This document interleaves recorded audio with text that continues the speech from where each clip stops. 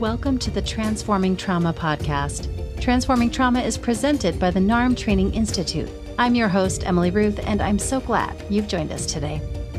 Hi, Transforming Trauma listeners. We are so excited to share the power of healing from complex trauma with all of you. It's inspiring to know that so many of you tune in to learn about the personal and collective healing that can come from resolving complex trauma.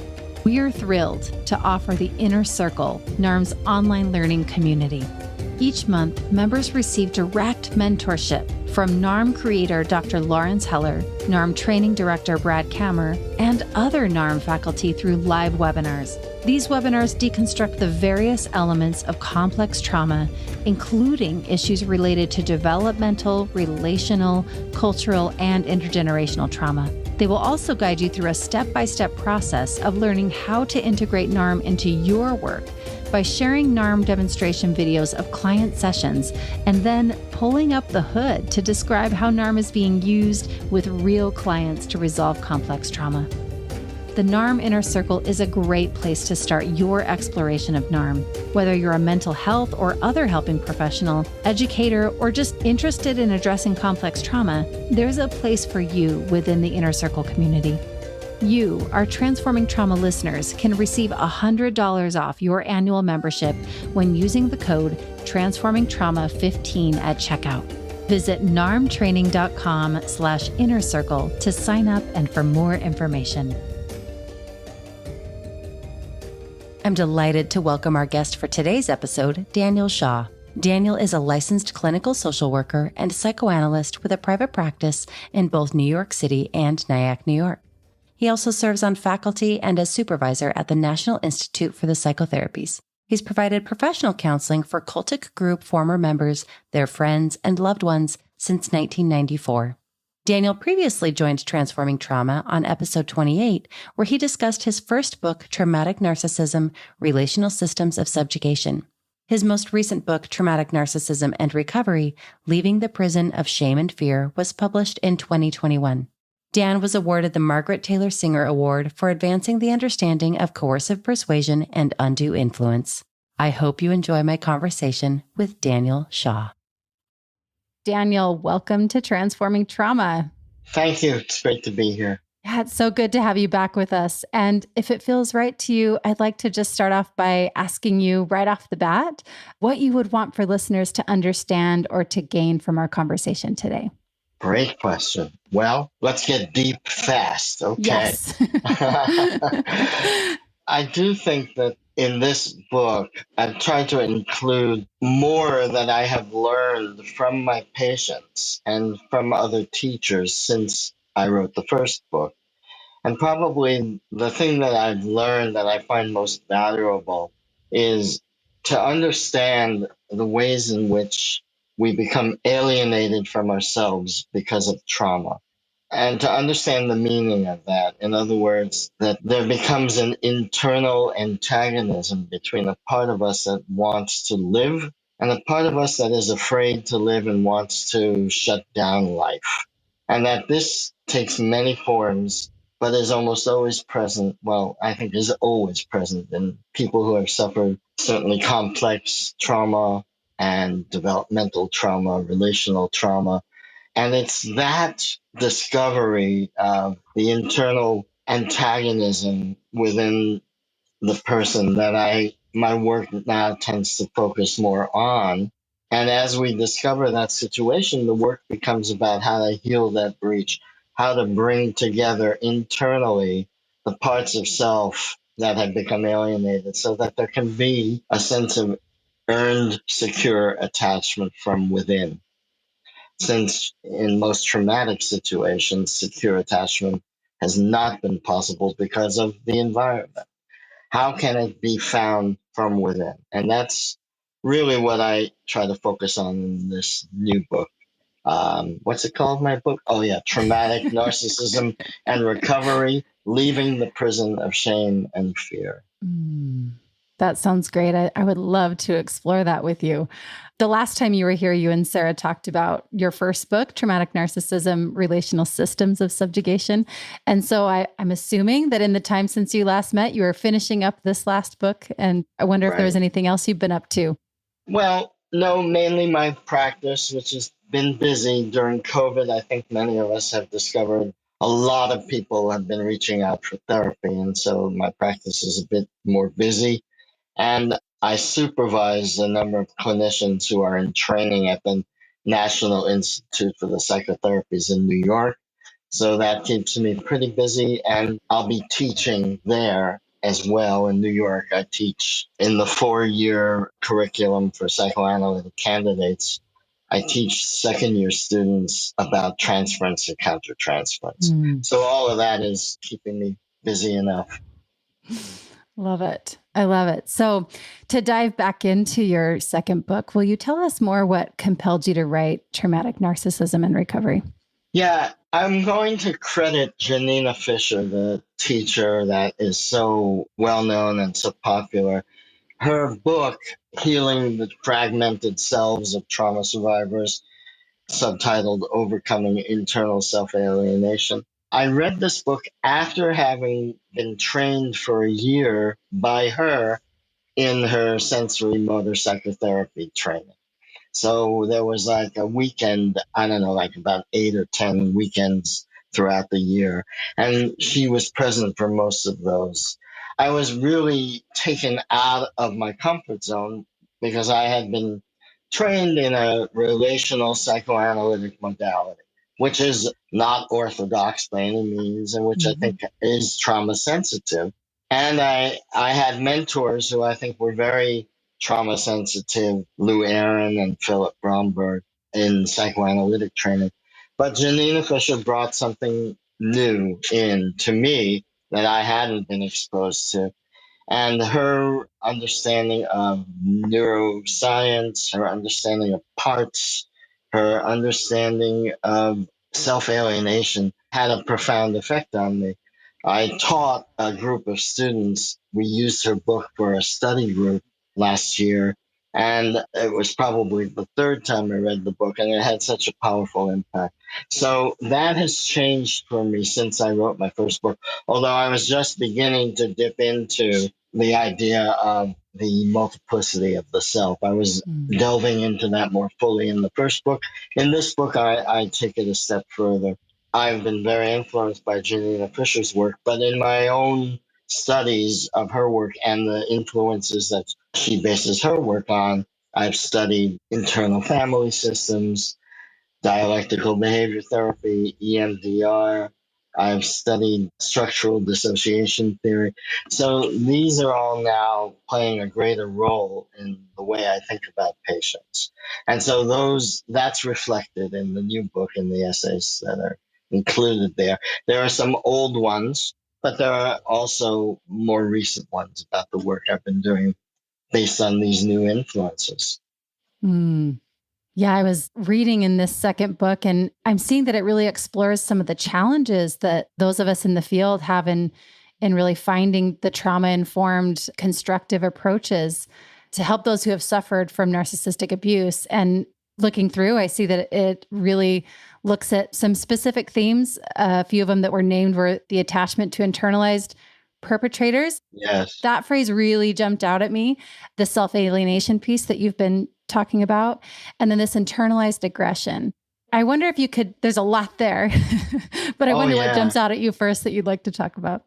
Well, and I want to say that my ideas about internalized aggression probably aren't exactly in sync with the way Janina Fisher thinks about it. So these are not, I don't want to conflate myself too much with her influence, although it's been profound. But for me, what I have experienced with some of the most severely traumatized people that I work with, people whose developmental experience was really terribly informed by fear and neglect, the sense of being hated, a sense of abandonment, these very profound traumatic developmental experiences for people.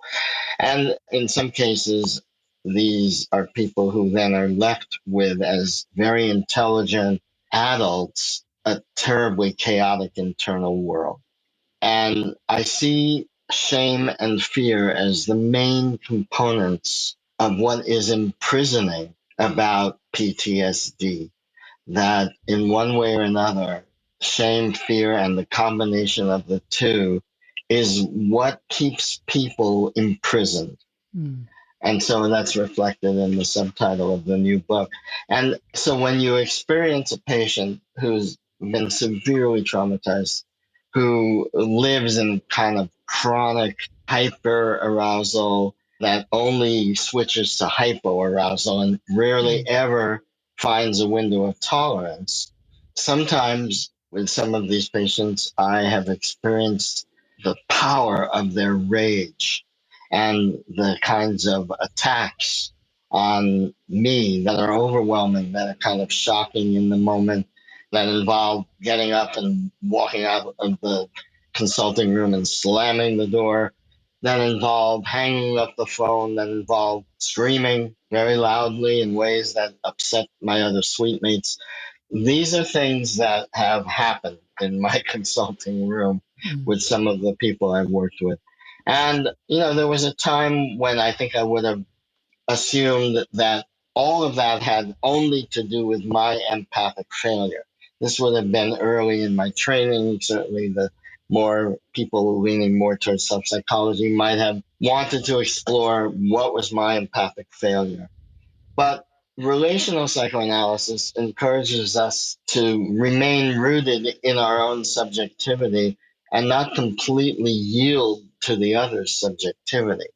So, in my experiments and in my explorations with these patients in those particular states, I've had to do a lot of thinking about what is therapeutic and what is constructive and what is healing. I don't think that empathy is the only therapeutic agent in these situations. I think our subjectivity, our feelings, our realness, and sometimes our own refusal to accept being attacked, sometimes our own anger. All of these can be therapeutic agents. There was a time after a big storm with one patient, I'm thinking as I say this, we started to calm back down and come back together. And in the midst of that conversation, I said, kind of casually, yeah, it makes me feel terrible when you treat me as though I don't care. It makes me feel bad. It's mean, is what I said. And that made a very meaningful impression on her because she didn't know that she was being mean. She didn't know that she was hurting me. And that I was able to tell her that in a non retaliatory way, in an effort to be constructive and without internally any sense of wanting to make her feel bad or wanting to punish her. That became a meaningful pivot. And I don't feel now as we continue to work, I don't feel now that she avoids her anger toward me or in general. We, in fact, spoke today and she said, I always thought that when people gave a diagnosis of bipolar or schizophrenic, that they were just blaming the patient and refusing to see the harm the environment or the caregivers had done. And I said, well, you used to tell me the same thing when I would suggest to you that you might be able to find ways of self regulating. You would say to me, oh, you're just trying to not have to be responsible for helping me by getting me to help myself. And I told her this, and she said, oh my. And she laughed, and she said, I wonder what I could say now to that me 5 years ago, or something like that. Something like, boy, I wonder where she was at 5 years ago, that me. So these ways in which we connect in a real way as real people are important, and that becomes very challenging for people who are trained to think that we have to assume that it's our empathic failure that has created the rupture. No, there's other factors that create ruptures. And what I've come to believe, and this I think is reflected in the new book, is that if we try to tell our patients that we do nothing but give, and that all we do is care and give, and that's all of who we are. We're asking them to be in a relationship with an impossible person who's theoretically perfect, and no Yeah. such human exists. And so if we assume all responsibility for every rupture, we're showing them a model that doesn't exist in any other relationship. Right. We're not giving them the chance to learn about rupture and repair. And any good repair of any real rupture restores mutual empathy. It doesn't just go one way. So these are all ideas that I'm exploring and trying to write about and think about.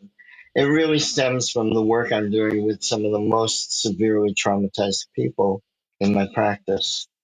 Oh, I so appreciate all that you just said. As a pretty new clinician, this has been a really important piece of my early training here and how it relates to NARM, because that is definitely a piece that is talked about, that we are in the room. This is a relational model and we are in the room and we matter. We are humans. And I love this piece that you're threading in of that is actually really important for the client, for the patient, for them to have that experience of relating. It's so beautiful. And this work is so rich. I love what you're sharing here. Thank you. Thank you. Yes, just to be clear, many people are so terrified of the therapist that it takes a long time before this kind of mutuality can really develop. But I believe we have to have our eye on the possibility of that mutuality, even if we're very carefully not intruding and not impinging for a long time with our patients. At some point, the hope I always hold is that genuine mutuality can occur. And one of my mentors, Lou Aaron, always made clear that this mutuality is asymmetrical. Our focus is on the patient. We're not asking the patient to put their focus on us. This is not 100% equal. We have a professional role and a responsibility. But ultimately, within those parameters, with those boundaries, our goal, I believe, is to create mutuality that feels safe and free, and that becomes a way for the patient to experience the possibility of safety in relationships. Yeah. As you were talking, I was thinking about, I can't remember which chapter it is. Maybe it's chapter 5, where you talk about working with the dissociated aggression in traumatized patients. That feels relevant here. Like this is an important piece. Yes, it's relevant exactly in terms of who I was just talking about and what I'm thinking about more broadly. I do think that many of us who were trained psychoanalytically were trained in a model which possibly accidentally encouraged in us the idea of like this infallible empathy, this unceasing empathy that would never allow our own subjectivity to intrude or impinge. As I've said, the relational psychoanalytic model definitely wants to find space for the therapist as a human being, as a fully embodied human being, and as a human being containing multiple self states. So the work has become much more satisfying for me as I have more rewarding for me. I'm much less vulnerable to burnout, and my patients feel, I think, a lot more held because of this. Now I'm going to talk about my understanding of parts. That's made a huge difference to be able to talk about with somebody the normal life self, is Janina Fisher's way of thinking about it. A part of the self that has never stopped putting one foot in front of the other and just has kept on going, has survived, has found a way to make it possible for there to be a future. It's a progressive part of the self. To understand how that part of the self gets swamped, overwhelmed, blended, because trauma parts have so much greater intensity. And trauma parts that hold fear, that hold shame, that hold, frozenness, mistrust, how those parts can be so loud internally helping people to understand their normal life part of the self, the adult that has kept on going, and starting to help people honor and respect that as a real part of who they are. One of the patients I mentioned in the last chapter of the new book, it took several years for him not to continually assert again and again, no, the real me is bad. The me that is a CEO and an Ivy League graduate in a good marriage, and that me is not the real me. The real me is the shameful, ugly, stupid, incompetent, bad me, right? It took him probably 3 years to be able to say, the bad me is what feels like the real me, as opposed to the bad me is the real me. That came from my insistence on talking about different parts of him and that they were all him, right? So the embrace of our multiplicity has to include the embrace of the strong, healthy, going on with normal life part of the self. Right. And that's the part that people who have been traumatized often have the least faith in, or the least, they give it the least credit. So that's been an interesting way in which I've seen people start to shift and start to bridge that self alienation. Yeah. The thing that comes up most, I'll just say this is also part of what I am writing about in the book and several of the chapters, the clinical chapters especially. The thing that I've been now insisting on being able to educate my patients about is self-reflection and what that means. In psychoanalysis, it used to be you would learn that your patient will become more self-reflective, and that will show the benefits of psychoanalytic work. But how does the patient become more self-reflective, and in what ways? I have come to believe it's super important to be psychoeducational about self-reflection. So it's also referred to as mentalization. It's also referred to as mindfulness by some. It's basically, how do we explore what's going on inside? What are we feeling? What are the sensations, the emotions, the images, the thoughts? And what can we understand about what's inside? So my discovery in helping people self-reflect, which I think is interesting, is that they become self-reflective only to discover how defective they are and how disappointed in themselves they are. And so what I've had to watch for is asking people to be self-reflective who come up with self-contempt as the result of their self-reflection. Right. Then we have to start talking about self-contempt. Self-contempt is a dysregulated state.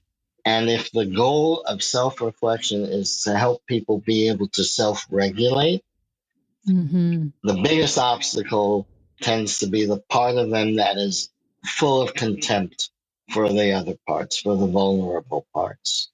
So that's another major theme in the new book. I'm curious how you guide that curiosity. You're saying we want to be open to what's showing up, and often the direction they go is toward the self-contempt. So I'm curious how you work with that as a clinician. Right. Well, I'm pretty active in saying, okay, tell me more about that sensation, that image, that thought, that emotion. What is that part saying? If that part could speak right now to us, what would that part be saying? So there's that active way of asking for deeper self-reflection. But when the self-contempt voice starts to speak, I stay calm and I invite that voice. I say, oh, okay. So that part is saying you're stupid and you're weak and you're lazy and you're bad. Let's hear more from that part. So my effort is to remain interested and curious and model that. Let's be curious and interested in the self-contempt. Let's talk about it. What is it saying? What's it really talking about? And very often in taking that approach, the person who can speak out loud what the self-contempt part is saying will often recognize on their own that this is the voice of a perpetrator, that Mm. this is literally an internal version of the perpetrator's voice. And that recognition is meaningful. And so we can talk about, so that part of you is taking the side of the perpetrator, is taking the perpetrator's point of view. And then let's hear what the other part of you thinks, the vulnerable part. What does that part feel about that? What do you want to say to that part? So we try to engage that kind of internal dialogue among the parts. And that has been profoundly meaningful for many patients. There's an example I have in the book. One of the patients, a very successful professional athlete in a very nice, good marriage, nevertheless had been quite severely traumatized by an alcoholic father. And, this is from a very upper middle class background. And the mother was always trying to assuage the father. So that this incredibly talented young man grew up having to manage everything himself. He turned to marijuana and alcohol. Anyway, he was in his 30s, actually now choosing sobriety, working hard at that, but still just beating himself up so intensely, just for the slightest mistake he might make.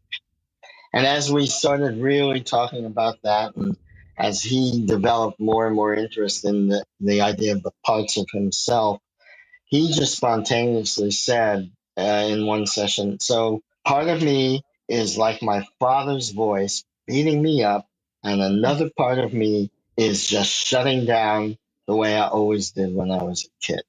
And it's happening now inside.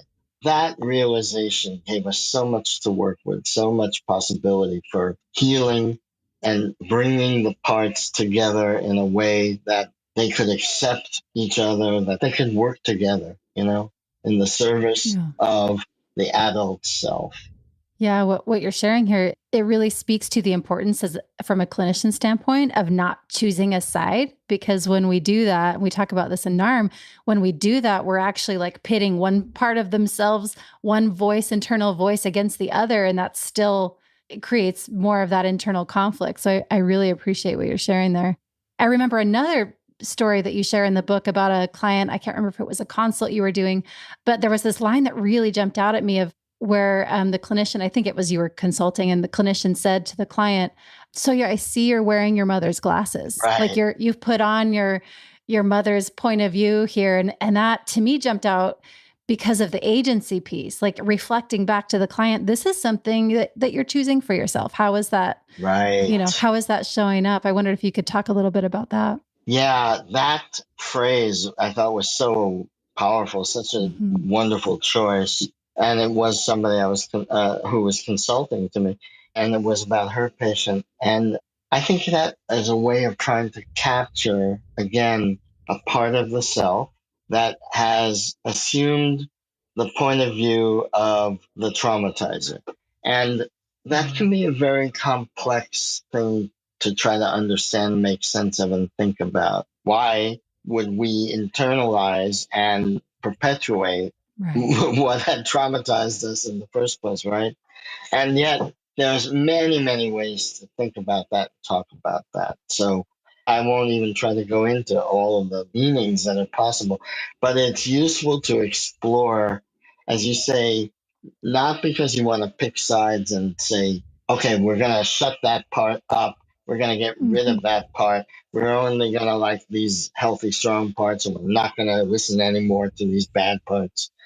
I feel we have to try to explore what it means to preserve a part of the self that holds that point of view, what it means to this particular patient, what it means in that particular relationship.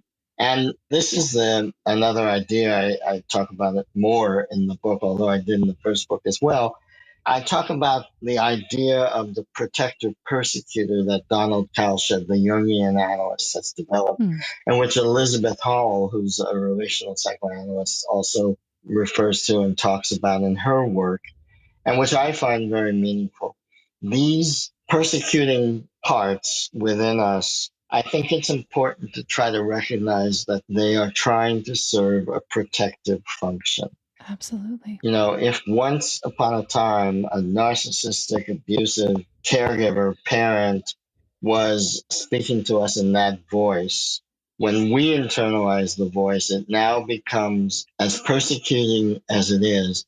The protective function that I understand in those kinds of parts has to do with trying to prevent this part of the self that wants to go on living, trying to prevent that part of the self from taking any risk, from exposing itself to any danger. If I risk trust, if I risk self assertion, if I risk being visible in the world, the persecuting protector part is saying, sit back down, be quiet, disappear, be invisible, and don't think for a minute that you'll ever be safe. Now, that kind of protection is obviously not helping, but it is helping in a way. It's trying to help. Yeah. So to understand these internalized aggressors, these internalized perpetrators as persecuting for the purpose of protection is a concept, again, that respects the fact that every part of us is trying in one way or another to keep on going. Yeah. Even suicidal parts, in a way, are saying there's a better way to get through this. It's hard to find the constructive, trying to survive aspects of those parts, but I think we have to learn not to be afraid of or turned off by those parts.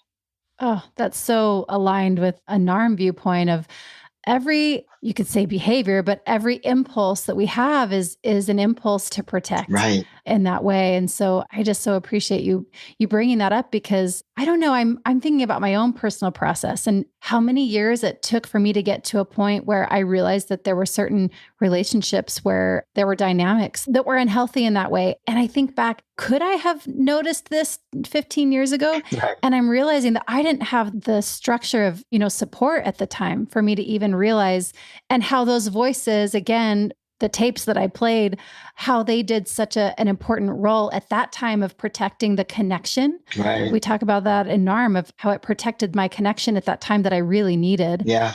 And how later, when I got to a point where I was able to have the support that I needed to change those dynamics and change some of those internal voices or those protective voices that were kind of inside of me, that then I was able. But as you're talking, that really is what comes up for me personally. I appreciate that. When I chose to be a psychoanalyst, it was to train to be a psychoanalyst. It was about 15 years after I had psychoanalytic therapy at a point in my life in my 20s, in my late 20s, where I had become profoundly depressed and discouraged. So a friend recommended a low-cost service for psychoanalytic therapists. So these were candidates at a very orthodox Freudian kind of institute. I didn't know anything about any therapy at that time, so that's what I tried to do. And I remember very well the first session with one of those analytic candidates where I talked probably for 40 minutes about how bad I felt about myself, how bad I felt about myself. I was in so much pain. And the one and only thing that trainee said, you're really hard on yourself, aren't you? That's the one and only thing he said. It's taken me a long time to realize why that completely infuriated me. Because at the time, all I could hear from that was that everything was my own fault because I was so hard on myself. Yeah. And that if I weren't so hard on myself, I wouldn't feel so bad. So it sounded to me like he was telling me, this is all your fault, that you feel badly, right? I know that's not what he meant. I know that now. But at the time, I couldn't hear it.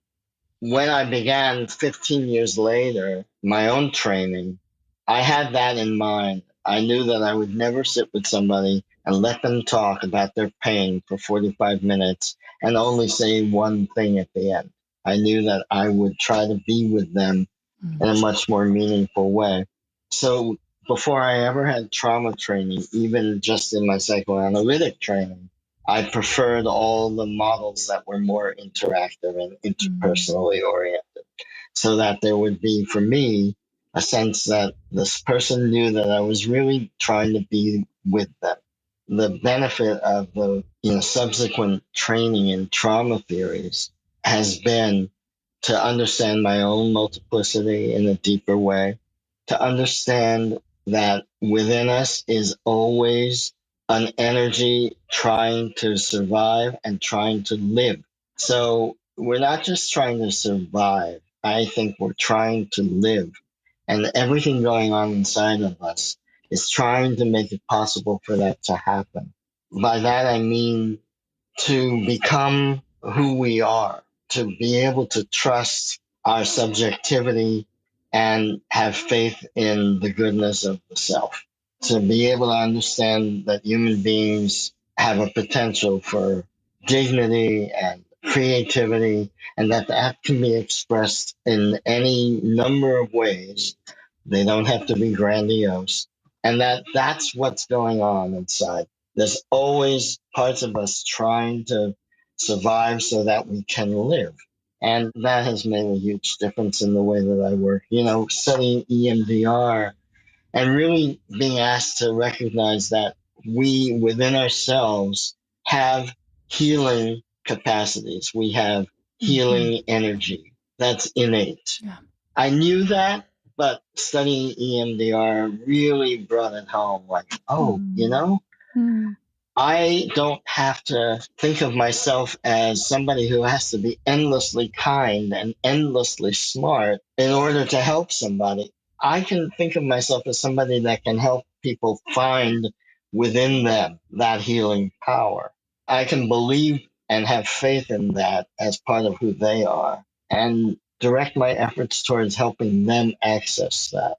It's a very different model from I'm going to be incredibly smart and incredibly kind, and that's going to do it. Right. It takes that's a lot of pressure. Right. Yeah. And what happens when you pressure yourself in that way, your patients don't respond, and then you're mad at them, and then you're burned out. And right. Trauma work has been so beneficial for me and for the people I work with. Yeah. I remember reading, I think it was at the very beginning, but I remember reading a line, and again, another thing that jumped out at me, several passages jumped out at me, but you said that many sensitive people and intelligent people believe that they would never allow themselves to be put in a situation where they're deceived or taken advantage of. I know this is kind of switching directions, but you kind of go on to say how unfortunate it is. That's not as uncommon as we would hope.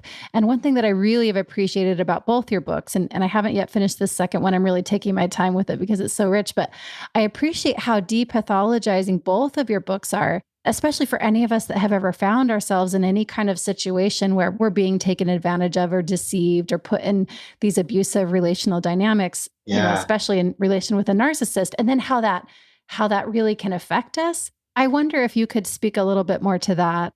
Oh, I appreciate your referring to that because, that stems from the 13-year period in which I was completely absorbed in a relationship with a community and a leader or guru, which I came to view as a cult when I finally left. And of course, the word cult is a kind of a hot potato, and people dispute that it's a valid way to describe a community. And many of us have very sensationalized ideas about what cults are. Basically, what I understood was that I had determined that the guru was the ultimate expression of perfection in a human being, and therefore somebody that was infallible and somebody that I could depend on because of their infallibility, and that would lead to my complete healing and ability to grow and get unstuck. Well, there you have it. That, first of all, to your point, when people tell me, oh, I would never get into something like that, I just think, well, I often use this example. Well, Bernie Madoff's clients, the ones who were completely deceived and betrayed, were some of the brightest, most successful, most intelligent people in the country. When you say, I would never let myself be fooled, I think anybody can be deceived, anybody can be manipulated, and anybody can be controlled. It's something we wouldn't wish on anybody, but for many people, that has been their experience, and they need to be helped to recover from the profound shame they feel about having allowed themselves to be abused. Certainly, my experience of being in that abusive relationship with an abusive guru was to try to understand what is the psychology of somebody who allows themselves to be idealized completely and then uses the idealization to control and manipulate and exploit. You know, the cult literature and the ex-cult community and the small group of clinicians interested in that phenomenon at the time were talking about mind control, so that they were kind of thinking of it as a unidirectional phenomenon. Somebody who's evil has techniques that allow them to control you, right? I thought that was too simplistic. It didn't fully match my own experience. And so that's when I began to try to explore the psychology of the cult leader, which ultimately is what led to wanting to really try to talk about the relational system of the traumatizing narcissist, a system that they construct for their own purposes. The traumatizing narcissist had to develop, in order for them to survive their own trauma, they have developed a delusion of omnipotence.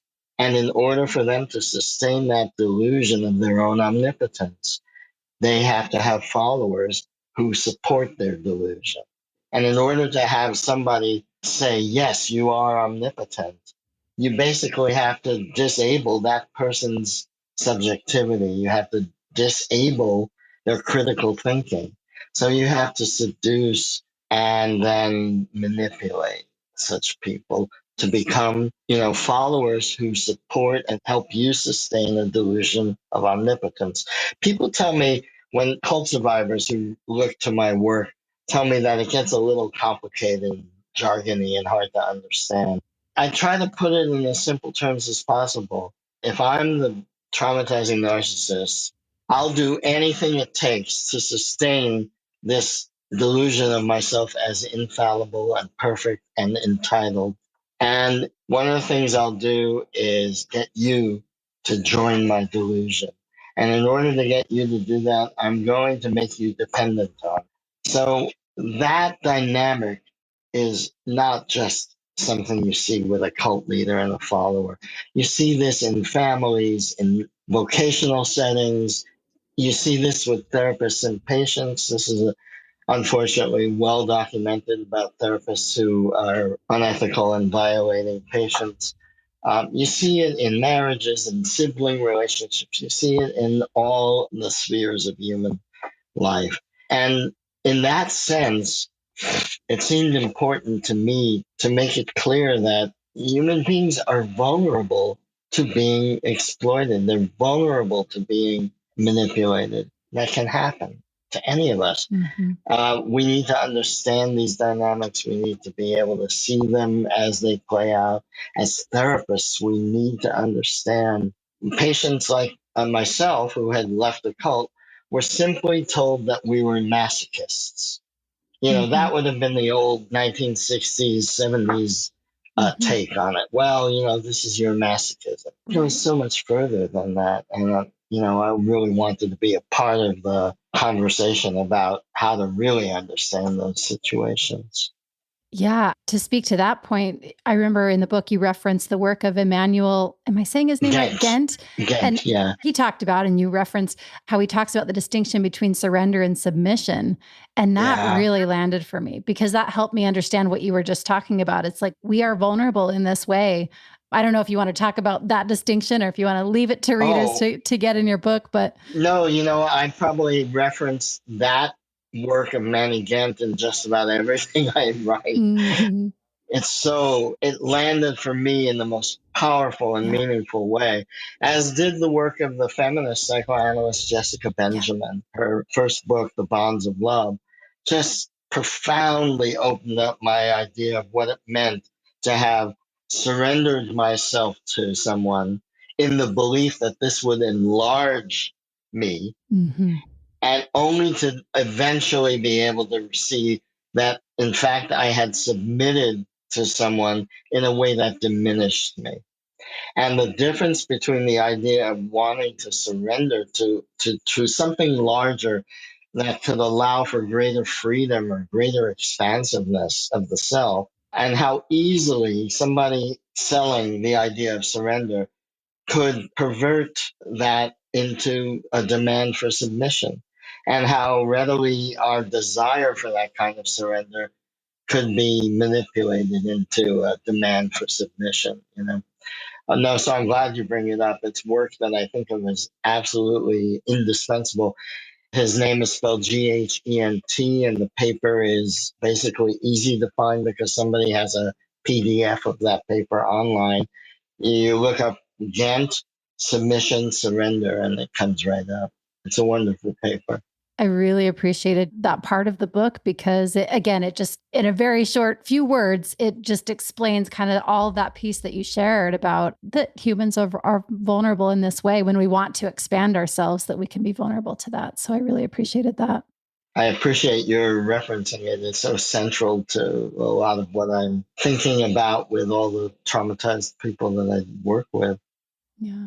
Oh, this conversation has been, I feel like I could ask you so many questions for hours and hours, but I know that we're coming up on our time. And I wondered if there was anything else that you wanted to make sure that you drive home. I will say, in reading your books, two main things again that really jumped out at me were how you talk about the recognition of this self-alienation piece and how important that is. And then how important the development of self-compassion and self-reflective are, that it's just really imperative. And I really appreciate you bringing those. Those are both points that are very aligned with the NARM framework and the model. And so your work has just been really foundational in that way. But I did want to ask you if there was anything else that you wanted to share, and then also how folks can find you and find your work.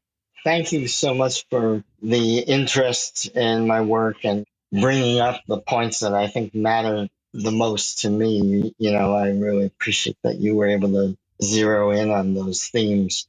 And if there's anything else, well, what I would say is that the difference between looking up to and respecting a teacher and idealizing a teacher, I think that's so powerful and so important.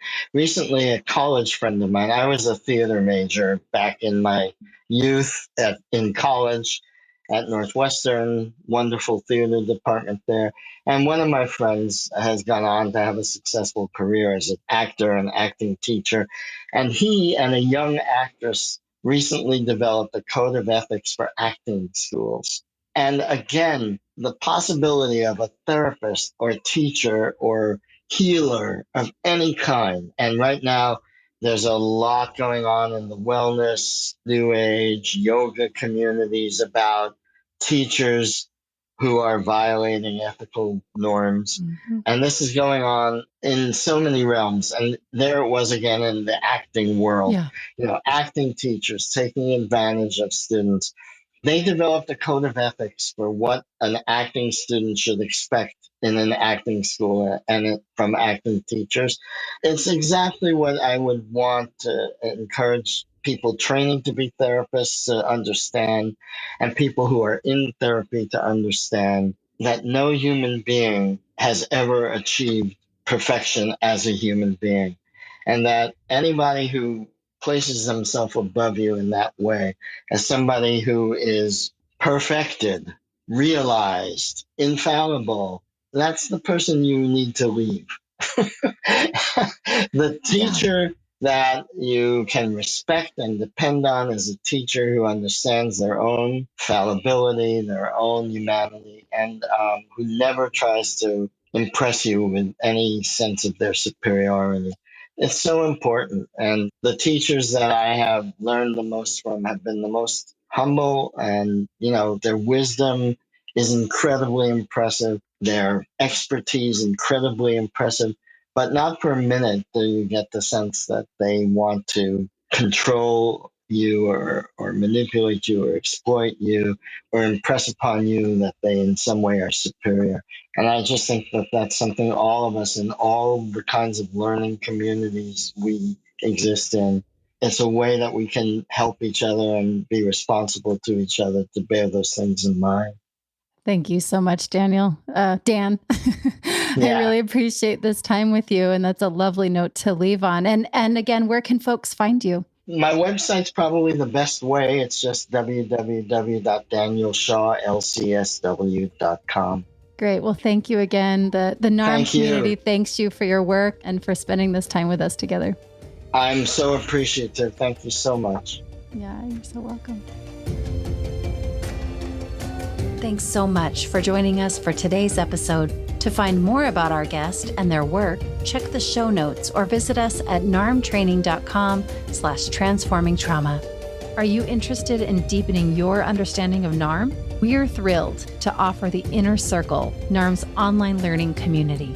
Each month, members receive direct mentorship from NARM creator Dr. Lawrence Heller, NARM training director Brad Kammer, and other NARM faculty through live webinars. The Inner Circle is also a hub for the international NARM community, where people working with complex trauma from around the world come together to connect, network, and develop trauma-informed projects to benefit our world. Visit narmtraining.com/innercircle to sign up and for more information. Our Transforming Trauma listeners can receive $100 off your annual membership when using the code TransformingTrauma15 at checkout. Thanks to Andrea Klunder and the Creative Imposter Studios for producing and editing, to Tori Essex for our album art, and to Brad Kammer for the creation of this podcast. We look forward to building community, connection with you, and changing the world by transforming trauma.